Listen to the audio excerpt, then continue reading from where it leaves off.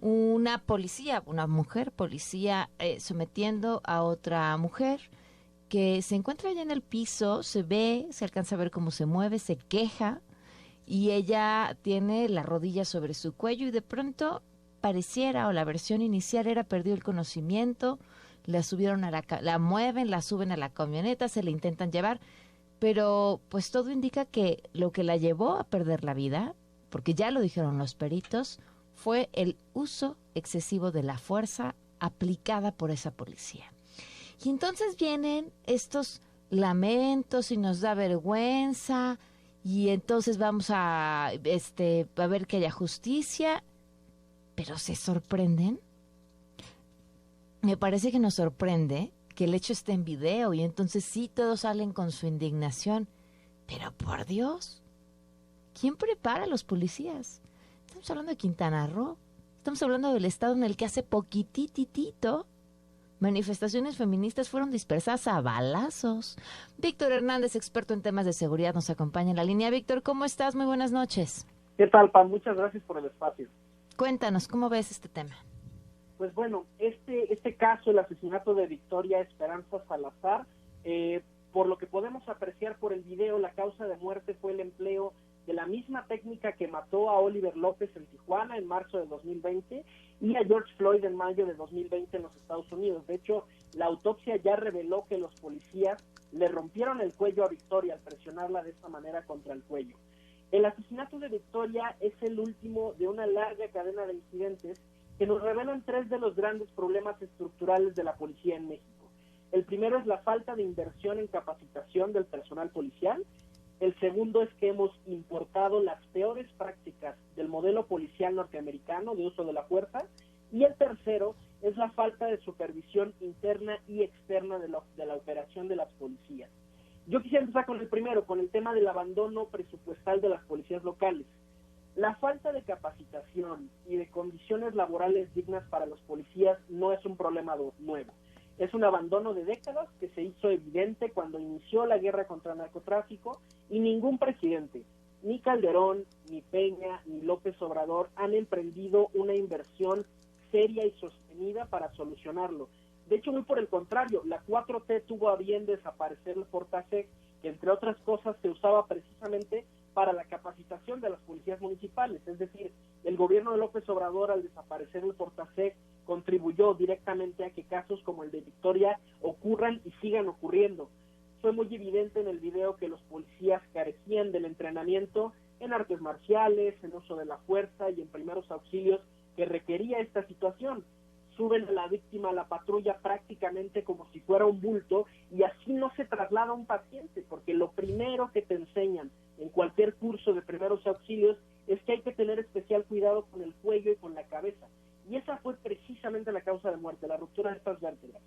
Quisiera pasar ahora a la segunda causa estructural de esta tragedia, que es la imitación que hemos hecho en México y en Latinoamérica del modelo policial norteamericano. La policía en los Estados Unidos es muy eficiente, pero tiene dos fallas críticas que la tornan muy disfuncional, que es la pedagogía del dominio y la pedagogía de la violencia. Hay sobrada evidencia judicial y periodística de que sistemáticamente los policías norteamericanos disfrazan como legítima defensa lo que en realidad es brutalidad policíaca. Al policía norteamericano se le entrena para dominar y para subyugar. Y perdóname la expresión, Pam, pero en la mente del policía norteamericano te chingas, porque la autoridad soy yo, y si yo quiero te detengo. Ese es en el fondo el razonamiento que está detrás de la figura jurídica de la causa probable en el sistema de justicia estadounidense. Y por eso, tras el asesinato de George Floyd, hubo ciudades enteras que protestaron para desaparecer a la policía, porque el problema, Pam, de la violencia que ejerce el Estado es que en principio se presume su legitimidad. Y ahí es donde está lo peligroso. En Estados Unidos, por ejemplo, de acuerdo al US Code, los oficiales de policía tienen algo que se conoce como inmunidad calificada y siempre se presume la buena fe de sus acciones. Fíjate, esto es interesante. En Estados Unidos, tú sí puedes denunciar a un policía por la vía penal, pero no lo puedes demandar por la vía civil, ¿no? Precisamente por esta protección y por esta presunción de buena fe. ¿Qué pasa cuando nosotros exportamos este modelo de este lado del Río Bravo? Pues claro que no funciona, porque no funciona ni allá. Nuestra legislación, nuestros protocolos de uso de la fuerza abrevan de la terminología y de la lógica de dominación de los norteamericanos. Y por eso es muy importante, Pam, repensar la seguridad pública desde coordenadas latinoamericanas y ya dejar de pensarlo desde estas coordenadas norteamericanas. Oye, a ver, dijiste ahí una cosa que me parece clave, es decir, de entrada la forma en la que la suben, cuando lo que tendría que haber hecho en ese momento era haber llamado una ambulancia. ¿En qué nivel se encuentran los policías en nuestro país?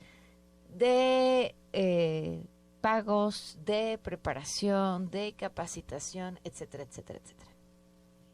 Varía de municipio a municipio. Hay algunas policías municipales en las que se puede causar alta solamente con secundaria terminada. Yo justo antes de entrar al aire revisé la convocatoria de ingreso a la policía de Tulum y es de las que sí piden bachillerato terminado.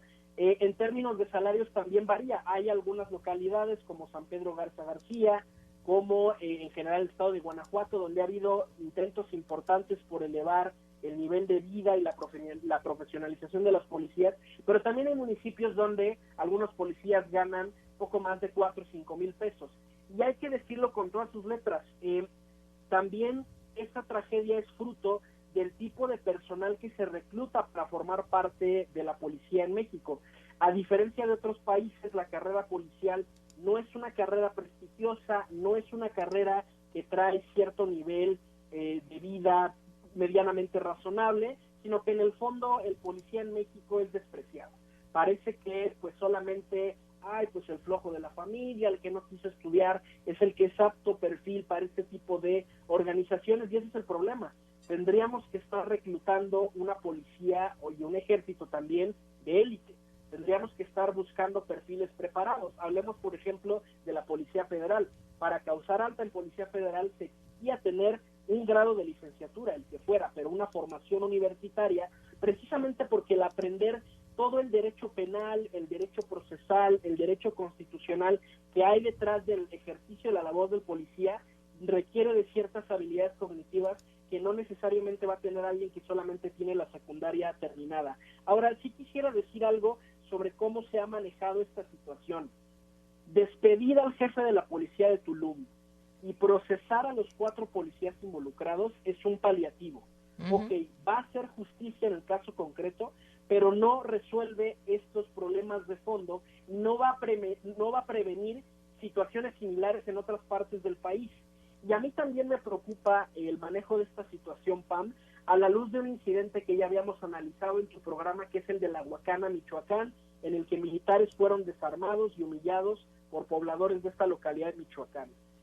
Cuando ocurren este tipo de situaciones, lo que sienten los policías o lo que sienten los soldados es: yo no estoy protegido por nadie al momento de hacer mi trabajo. Esto contribuye a que policías y soldados tengan miedo de hacer su trabajo.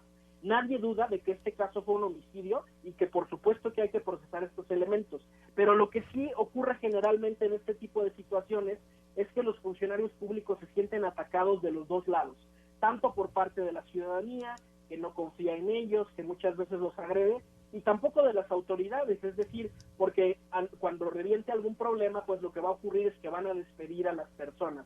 Entonces esta situación alimenta el temor de muchos policías y de muchos soldados que van a preferir, pues ¿para qué hago mi trabajo?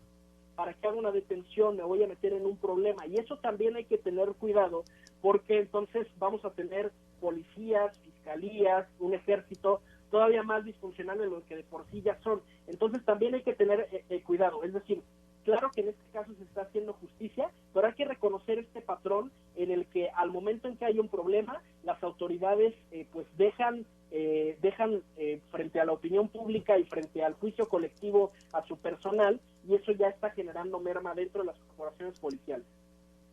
Pues Víctor, como siempre, un gusto poder platicar contigo, sigamos hablando de estos temas. Felicidades que ya te dieron de alta, me da muchísimo gusto que ya estés completamente sobrevivimos al COVID, sano. Cuídate mucho. Uf, gracias, hasta luego Víctor, buenas noches.